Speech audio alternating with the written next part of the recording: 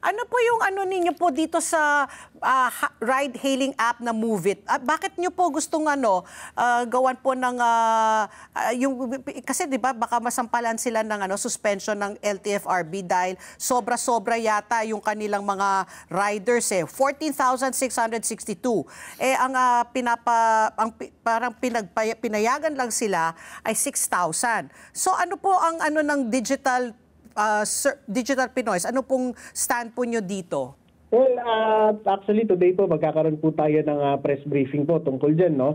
Pero yung ating panawagan ay ipatupad na po yung order na inilabas ng Technical Working Group. Kasi alam niyo ho, hindi naman po ito parusa talaga.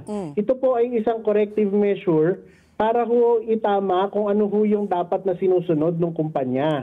Ang naging problema kasi, matagal na panahon po na talagang hindi ho sila sumusunod sa regulasyon.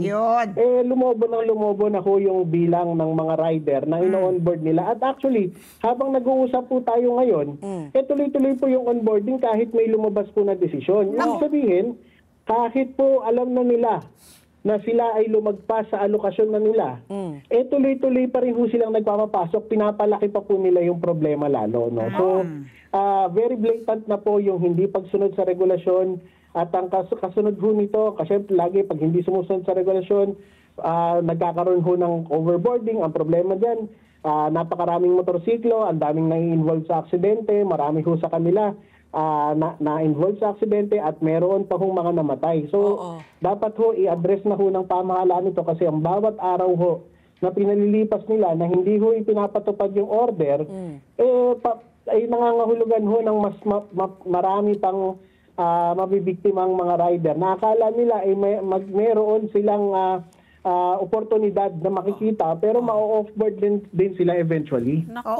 And it appeals to your emotion kasi talagang ang apela, syempre, merong 7,826. Ang order is to reduce the riders by 7,826. Ang mawawalan ng kita ng mga motorcycle rider, paano mga pamilya nila magugutom. So it really appeals to your emotion. Pero yung sinasabi mo, tuloy-tuloy pa rin ang onboarding. The fact remains na hinayaan talaga ng Move It na mag-onboard kahit na sobra-sobra na dun sa pinapayagan sila na bilang. My question being, hanggang ngayon kasi wala pang batas di ba? Parang hanggang ngayon yung 5-year na pilot study pa rin. 10 years na. TWG na Technical Working Group.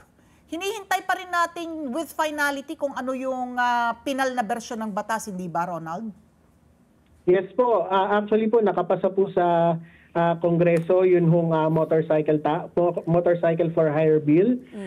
Kaya lamang may nakita rin actually kahit yung bill na pumasa sa Kongreso ay medyo problematic po. Sa Senado po ay hindi po ito nakapasa, no? Hopefully sa pagpasok ho ng susunod na sesyon ay matalakay po ulit ito. Nang sa ganun po maging malinaw din po, mas mailatag ho ng mas malinaw, magkaroon ho ng kasiguruhan yung kabuhayan ng mga rider. Naintindihan ho natin na mag-a-appeal to emotion po talaga. Pero alam niyo ho, sa totoo lang, may posibilidad nga ho, pinapacheck nga ho natin yung numero.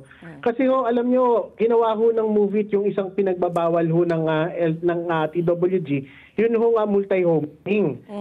Yung multi-homing kasi, ibig sabihin, mahigit sa isang kumpanya yung pinapasukan mo. No? So, kung aalisin ho yung mga rider na naka-multi-home sa kanila, yun ang uunahin, may posibilidad na wala naman talagang mawalan ng hanap buhay.